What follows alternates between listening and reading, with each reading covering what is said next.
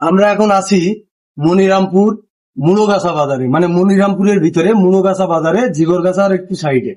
তো দেখেন, এই কাঁঠাল গাছটি ভিডিও করার জন্য আমরা আসছিলাম। পানিতে ভিজে কিন্তু আমরা পুরা গোসল হয়ে গেছি। হ্যাঁ, প্রচুর পরিমাণ বৃষ্টি হচ্ছে, তারপরেও এই কাঁঠাল গাছটা ভিডিও করার জন্য আমরা আসছি।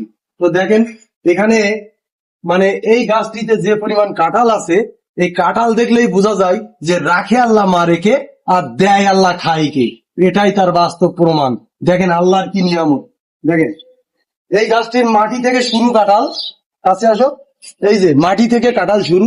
দেখেন কোনো জায়গা বাদ নাই কাঁঠাল হইতে, একেবারে গাছের মাথায়ও কাঁঠাল।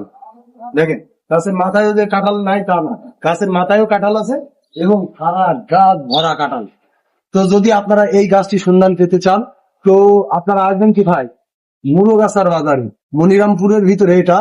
আর জিগরগাছা থেকে একটু সাইডে মনিরামপুর থানা, আর জিগরগাছার সাইডে মুলোগাছা বাজারে এই গাছটি ভাই, এই যে মুড়োগাছা বাজারে আজকে কি করতে আসছিলেন? আমরা মূলত গিয়েছিলাম বাসুদেবপুর চারা কেনার জন্য, গাছ কেনার জন্য।